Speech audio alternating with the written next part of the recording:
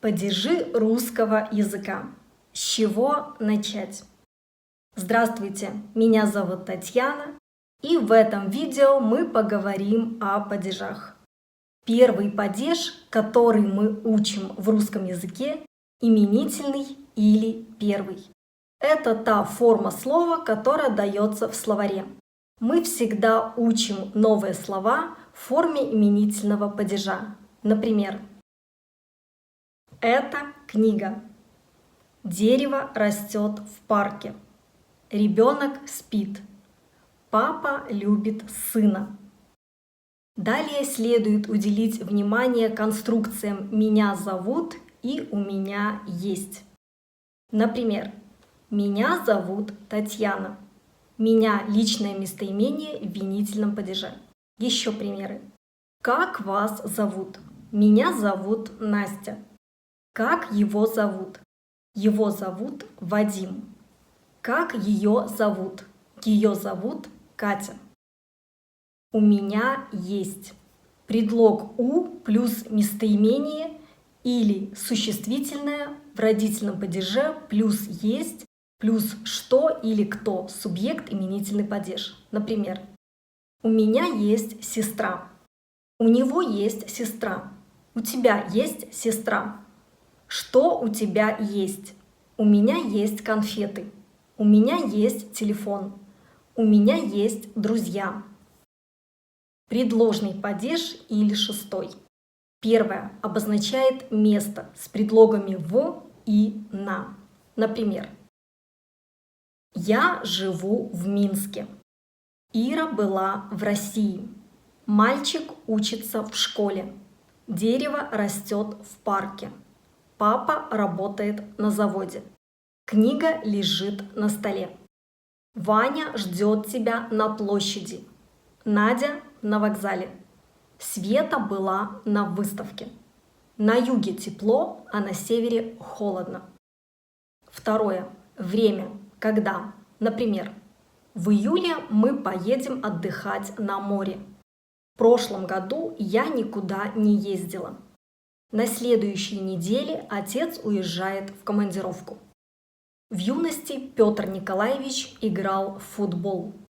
В старости я перееду жить за город. В детстве я не любила овсяную кашу. Третье. Транспорт. Например, Катя приехала на автобусе. Я люблю кататься на велосипеде. Моему другу нравится путешествовать на машине. Моя сестра катается на лошади.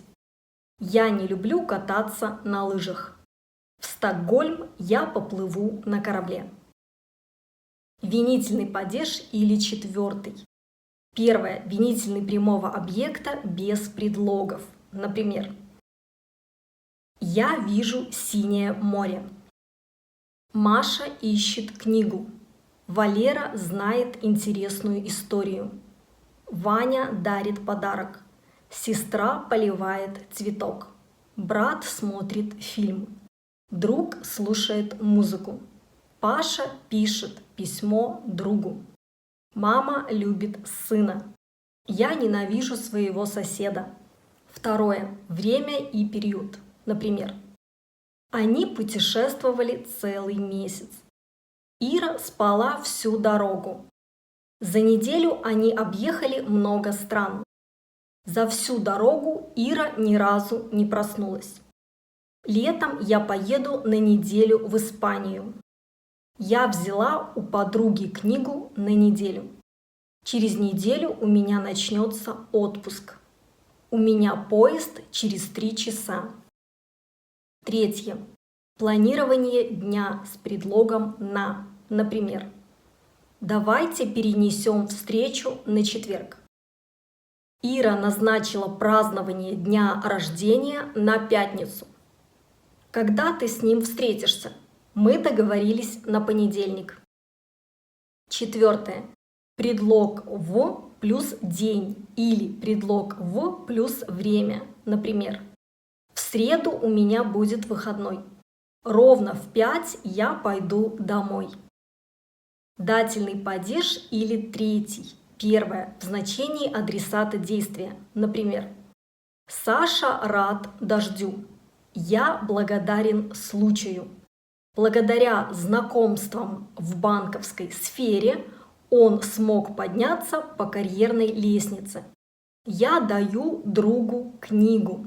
Мама дарит сыну игрушку. Ты позвонила подруге? Паша пишет письмо другу. Я иду к врачу. Компания пообещала Николаю хорошую зарплату. Лена предложила своему мужу поехать в отпуск в Крым. Мой сосед не дает никому денег в долг. Второе. Сколько лет? Например, нашей компании исполнилось 5 лет. Этому дереву уже 50 лет. Этим музейным экспонатам более 1000 лет. Нашему телевизору 5 лет. Сколько лет твоей сестре? Сколько вам лет? Моему брату 13 лет. Родительный падеж или второй. Первое в значении принадлежности. Например, у Вали нет машины. В пятницу не будет урока. У Маши 2 яблока. Игорь выпил чашку чая. Это дом моей подруги.